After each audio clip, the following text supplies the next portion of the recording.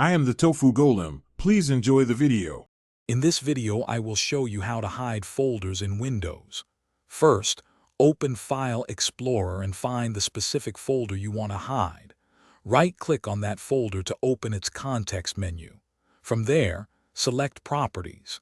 In the General tab of the Properties window, you will see an option labeled Hidden. Simply check the box next to this attribute to mark the folder as hidden. After checking the hidden box, click the Apply button, then OK to confirm your selection. A small dialog box will appear, asking if you want to apply the changes to just the folder or to all subfolders and files within it. Make your choice, then click OK. The folder will then instantly disappear from your File Explorer view, becoming invisible. To see your hidden folders again, open File Explorer and look for the View tab at the top. Click on View, then hover over the Show option. A drop-down menu will appear. Select hidden items from this list.